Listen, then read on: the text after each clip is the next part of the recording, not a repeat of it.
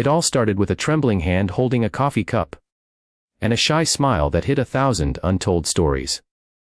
No one at the Maple Diner that morning could have guessed that a quiet waitress named Lila, the one everyone overlooked, would change the life of a billionaire's family forever.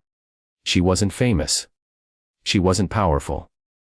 But when her act of kindness reached a deaf old woman sitting alone by the window, destiny began to write a story so powerful, it made the entire restaurant fall silent. And even a cold, distant billionaire couldn't hold back his tears. Lila Parker had been working at the Maple Diner for 3 years. She was the kind of person who always smiled when others frowned, who apologized even when things weren't her fault. Every day, she served customers who never learned her name. To most, she was just the quiet girl who brings coffee. But what no one knew was that Lila carried a secret.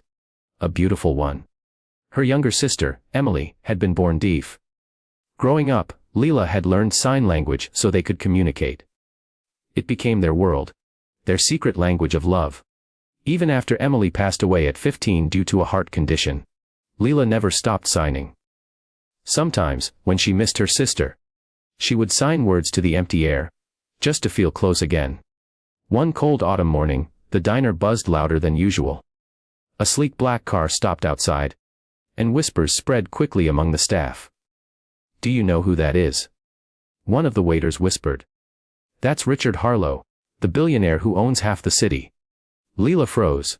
She had heard of him, a man of wealth, power, and stone-faced pride. But as the car door opened, it wasn't Richard who entered first. It was an elderly woman with gentle gray eyes, holding a small notebook. Her hands moved gracefully as she looked around. "She's deaf," someone whispered behind the counter. "That's his mother." The old woman, Margaret Harlow, took a seat near the window, her movements slow but filled with dignity. Lila felt something stir inside her. The way Margaret's hands trembled slightly reminded her of her sister. Without thinking twice, she walked over, heart pounding. When Lila approached, Margaret looked up, unsure if the waitress could understand her. But then, softly, Lila signed, "Would you like coffee or tea?" Margaret's eyes widened. Then, slowly, she smiled. The kind of smile that carried years of loneliness melting away. From that moment, they spoke in silence. Hands moved like poetry, and laughter, silent but real, filled the corner of that little diner.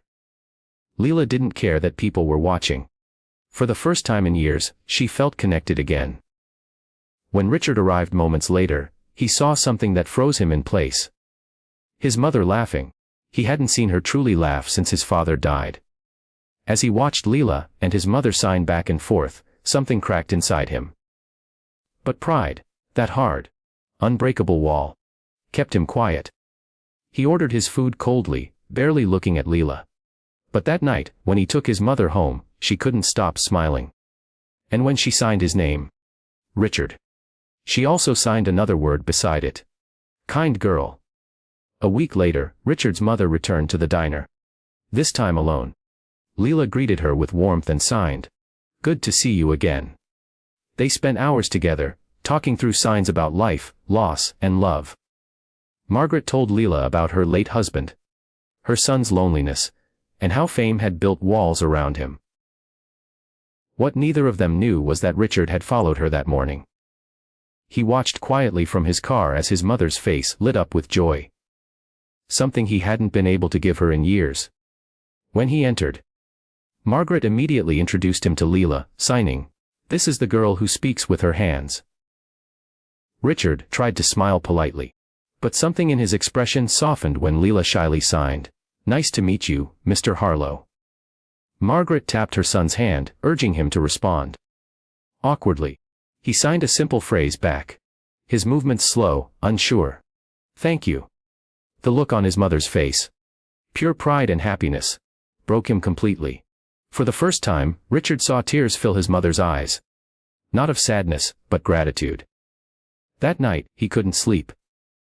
He kept seeing Lila's gentle patience, her kindness, her courage to reach out when no one else did. The next morning, he returned to the diner, alone. "I need to talk to you," he said softly. Lila froze, unsure if she had done something wrong. But Richard simply handed her an envelope. Inside was a letter, handwritten. You reminded my mother how to smile. You reminded me what real connection feels like. I want you to come work for her, as her companion, her interpreter, and her friend. Tears filled Lila's eyes. She didn't know what to say. And so, she accepted. Weeks turned into months. The billionaire's mansion, once silent and cold, now echoed with warmth and laughter. Lila and Margaret became inseparable. And Richard slowly, he changed. He began to learn sign language. Every evening, he would sit beside his mother and Lila, practicing, fumbling, laughing. His walls began to crumble. One evening, at dinner, Margaret took Lila's hand and signed something. Richard looked up as his mother signed. Tell her. He hesitated. Then looked at Lila, eyes glassy. Slowly, in perfect sign language, he said. You gave my mother her voice back, and you gave me my heart. Lila's lips trembled. Tears streamed down her face. And she wasn't alone. Margaret cried too, signing with shaking hands. My son can finally speak with love again. In that moment, silence was more powerful than any sound. Sometimes, the quietest hearts carry the loudest love. Sometimes, the ones the world overlooks are the ones who heal it. Lila didn't just serve coffee. She served kindness. And in doing so, she taught a billionaire that money can't buy connection. But compassion can rebuild a soul. Because true wealth is being able to understand without words. Limitless truth, real stories, real emotions, real humanity.